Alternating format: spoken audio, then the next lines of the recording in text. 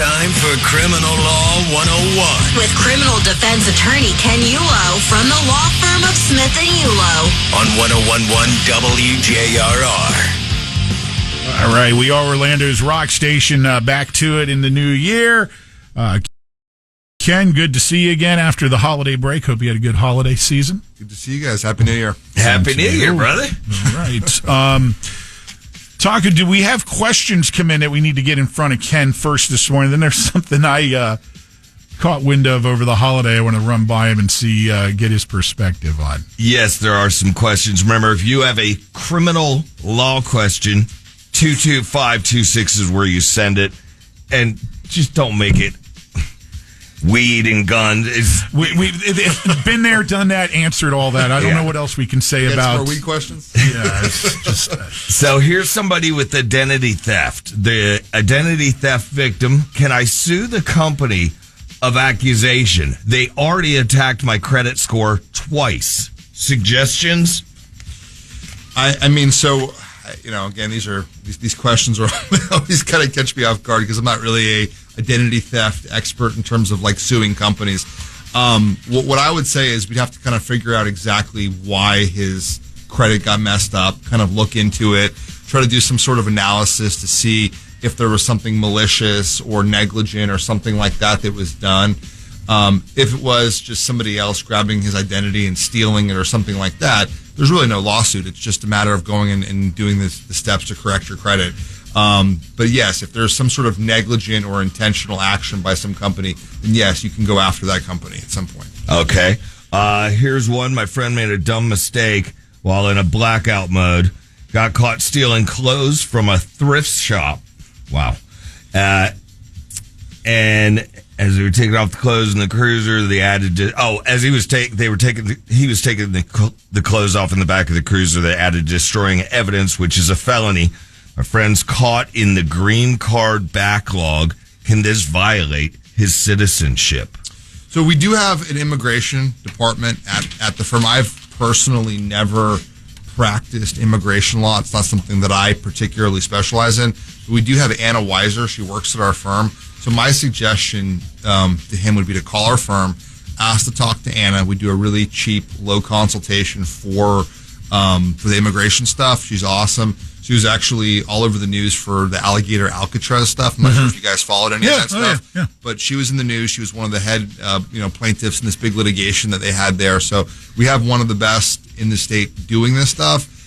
Just call the firm and we'll take care of it. Smith Eulo is the firm, by the way. Yeah, and you can get their website. It's smithandeulo.com. That's EULO.com. All right, pal, what was your thing? So, someone I know, and I'm not bringing any names or specifics here. I'm just going to give you the scenario, get curious as to see your perspective from the legal side of things. Friend of mine has a daughter, high school age daughter, invited to a New Year's Eve party over New Year's. Okay, she goes to the party. It is at one of her friends' homes. Mom and dad are home. Mom and dad, I guess, are okay with her having her friends over and alcohol being present. Provided no one goes anywhere. You all stay put. Best intentions, right? Well, fast forward, one of the guests decides she wants to leave and she slips out, gets in her car, leaves. Oh, no. Popped for a DUI. In the course of the investigation, the police ask her, "Where were you?" She tells them. Police go to the home where you've got a group of underage high schoolers partying, show up at the door, and that's where things start to go sideways, and that's where the questions come in.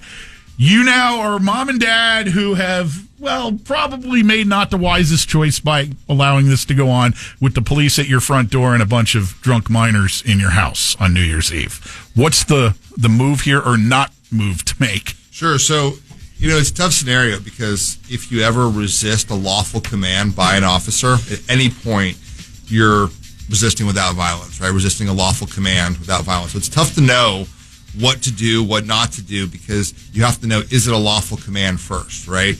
So when you look at the scenario, are the cops allowed to come into this house without a warrant? So you're only going to be looking at 3 possible ways they're getting into this house. That's it. So one is consent, and that's probably, I don't know the full story with your friend, but the cops will come to the door. They'll say, hey, we have evidence of this, we have evidence of that, we want to come into the house, and they try to make it seem like there's some sort of, like they have some sort of legal right to come into the house. And if they just say, listen, what is your legal basis for coming into the house? Please articulate what your legal basis for coming into this house is. I think that would be a very fair question, right? Okay. Because you're going to have to articulate what your basis is. Now, a lot of times they will try to encourage you to do this consent thing, which is probably what happened. They probably made them feel a certain way. They consented. They came in the house. They did the search.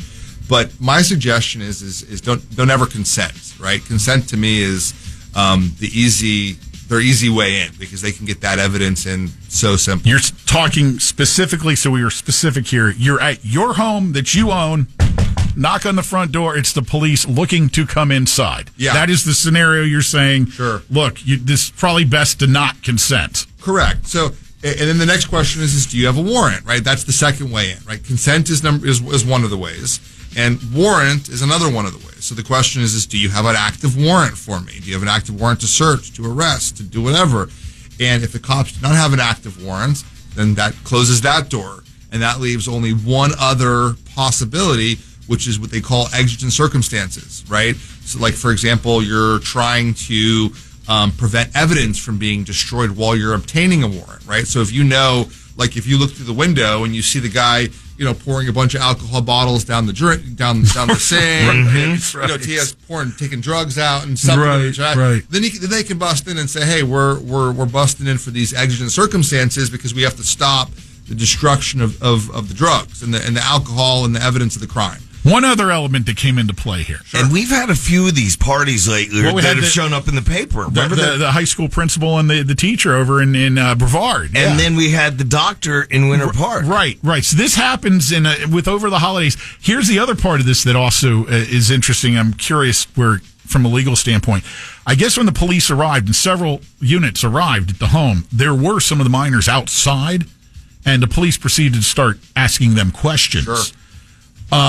One of the parents received a call from their kid, hey, the police are here. So mom and dad drive over, and they arrive as the cops are questioning their daughter. And they're like, we don't want you talking to our daughter.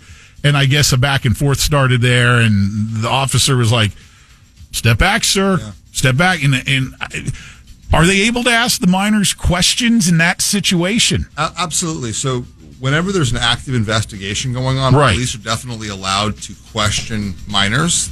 There's nothing that allows a parent to say, no, you're not going to be able to question. They're allowed to question. That's part of their investigation. The question that's going to come into this, though, is how strong is that confession? Did they actually confess? Because the questions are going to be, what's their age, right? Right. If you have like a 5 and 6 year old kid and you have an officer interrogating like a 5-year-old, right, that's not going to be very strong evidence, right? But if you have a 17-year-old kid or a 16-year-old kid who's pretty intelligent, knows what they're doing, and the cops are having a normal conversation with them, then that's going to be a lot easier for them to actually introduce that as evidence, right? Because that's not, you're right on the edge. You have an intelligent person. There's no reason why a 17-year-old can't talk articulately or consent to have some sort of normal conversation with law enforcement. As the police have arrived at a scene that they're investigating. Correct. Okay. Yeah. All right. Now, being hauled down to the police station in questions is a different situation if you're a minor? So, would mom and dad need to be there for that? Because that one girl had to slide out. That's how easy things can go, sideways. Yeah, exactly. So I mean, it's the same analysis, right? Like, is it, are you in custody, right? And have you been read your Miranda rights, and are you voluntarily, talking to law enforcement, right? So they're going to look at those sort of things, and it's in the age is really going to go into whether or not you can voluntarily, they're going to look at the whole totality of the circumstances, right? Yeah. I mean, there's plenty of times that we've had cases with people that are charged, with murder, 17-year-olds, 16-year-olds, things like that, and they're down at the police station. And one of the things they look at is, how is Miranda given? What are the circumstances? What exactly is the age? What's the intelligence level? I mean, they're going to look at everything to see if this was an actual legitimate, fair, reasonable conversation where the person was informed, they knew what their options were, and age definitely is going to play into that. Gotcha. Yeah. Here's another one. It is interesting to see how a seemingly simple, well-intended plan can just go. Next thing you know, you got a real mess on your hands. Oh, yeah. My question for the attorney is if somebody rear ends me in my car with their car, then gets out and yells at me, is it illegal for me to strike them? Absolutely. Yeah, you can't just... Don't you yell at me! Boom! Yeah. He did say punch him in the face. Oh, my God. If you wanted to, argue self-defense, which is what it sounds like he wants to do, you'd have to show that there was an imminent threat of some sort of physical violence. Now, if we added a little bit to the scenario, right, where the person comes running out, they have their fist raised, they're about to take a swing on them. That's a different situation. That's a very different analysis, right? Like, but if the guy just walks up and yells at him and he just hauls off and pops the guy, that's not going to be a good result. All right. So don't do that. All right, let's get the contact info out there again for Ken Eulo from Smith Eulo Criminal Defense Attorneys, and they cover everything from a traffic situation like that to first-degree murder. They've been there, done that, and continue to do all that, or the immigration question we had as well. Yeah, the website again, and I remember seeing the attorney that you were talking about. Anna Weiser, news pieces. SmithEulo.com. That's SmithAndEULO.com. Ken, thank you and Happy New Year. Looking forward to many sessions with you and helping folks here get the answers to the questions they need. Absolutely. Good seeing you guys. All right. Back with Lynch and Taco's commercial-free workday rock block in just a couple minutes. Stand by. Lynch and Taco.